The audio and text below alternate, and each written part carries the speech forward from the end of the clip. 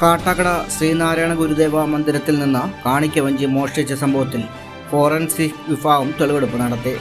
ഇന്ന് രാവിലെയാണ് വിരലടയാള സംഘം തെളിവെടുപ്പിനായി എത്തിയത്. ഇന്നലെ വൈകിട്ട് ക്ഷേത്രത്തിൽ പൂജാ ചടങ്ങുകൾ ചെയ്യുന്ന ആൾ എത്തിയപ്പോഴാണ് കവർച്ച നടന്നത് ശ്രദ്ധയിൽപ്പെട്ടത്. കാണിക്കയിടാനായി വെച്ചിരുന്ന സ്റ്റീൽ കുടത്തിൽ 3/4 ഭാഗത്തോളം പൈസ ഉണ്ടായിരുന്നതായി ബന്ധപ്പെട്ടവർ പറയുന്നു. വർഷത്തിലൊരിക്കലാണ് ഇതിൽ നിന്ന് പണം എടുക്കാറുള്ളത്. ഇതിന് സമീപത്തായി ചെറിയ കടകളിലും മോഷണം നടന്നിരുന്നു. കാട്ടാക്കട 803 നമ്പർ ശാഖയുടെ വൈസ് പ്രസിഡന്റാണ്. എൻ്റെ പേര് വിക്രമനാണ്.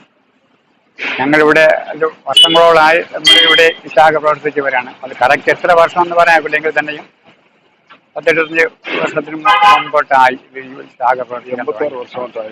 86 വർഷം. അങ്ങനെ ഇപ്പം ഇവിടെ സ്ഥിരമായിട്ട് ഇവിടെ നമ്മുടെ പൂജ നടത്തുന്നത് ഞാനാണ്. അപ്പോൾ പിന്നെ ഈ സംഭവം നടക്കുന്നതിൻ്റെ തലേ ദിവസം വൈകുന്നേരം ഇവിടെ പൂജയെല്ലാം നടത്തി 7 മണിക്ക് ശേഷമാണ് ഞാൻ ഇവിടെ നിന്ന് പോകുന്നത്. അപ്പോൾ പോയിട്ട് ഞാനെല്ലാം പൂട്ടിയിട്ടാണ് പോയത്. തിരിച്ച് അടുത്ത ദിവസം ഇവിടെ പൂജയ്ക്ക് വേണ്ടി വന്നപ്പോൾ അത് വാതിൽ തുറന്ന് കിടക്കുകയാണ്. എന്നിട്ട് ഞാൻ നോക്കിയപ്പോൾ പിന്നെ ആ പൂട്ട് കുത്തി തുറന്ന് ഇതിനകത്തൊരു കാണിക്ക വഞ്ചി ഉണ്ടായിരുന്നു. ഒരു കുടം, സ്റ്റീൽ കുടമാണ്. അതിൻ്റെ ഒരു 3/4 ഭാഗം വരെ പൈസ ഉണ്ടായിരുന്നു. പൈസ എന്ന് പറയുമ്പോൾ നമ്മൾ ഒരു വർഷത്തിൽ ഒരിക്കലാണ് അതിനെ തുറന്ന് ഈ പൈസ എടുക്കുന്നത്. ചതയ ദിനങ്ങളിലാണ് നമ്മൾ ഈ പൈസ എടുത്ത് ഇവിടുത്തെ ആവശ്യം നടത്തുന്നത്. അത് ആ കാണിക്ക വഞ്ചി കുടം അതോടെ എടുത്തുകൊണ്ട് പോയി ഞാൻ നമ്മുടെ ആൾക്കാരെയൊക്കെ വിളിച്ച് അറിയിച്ച് പോലീസിൽ പരാതിപ്പെട്ട് പോലീസ് വന്ന് നടത്തേണ്ട കാര്യങ്ങളെല്ലാം കൃത്യമായിട്ട് നടത്തിക്കൊണ്ടിരുന്നു.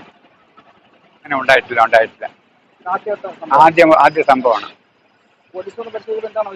പോലീസ് വന്ന് പരിശോധിച്ചിട്ട് ഒരു പോയി മറ്റു കാര്യങ്ങളൊക്കെ മറ്റൊന്നും പറഞ്ഞില്ല. പിന്നെ അതിൻ്റെ ഒരു നിയമ നടപടികളൊക്കെ അവർ ചെയ്യുമെന്നാണ് നമ്മുടെ വിശ്വാസം.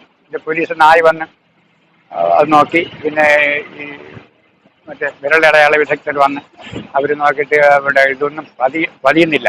കാരണം ഗ്ലൗസ് എന്തോ ഉപയോഗിച്ചുകൊണ്ടാണ് ഇത് ചെയ്തിട്ടുള്ളത്. അതുകൊണ്ടാണ് അവർ പതിയാതെ വന്നത്.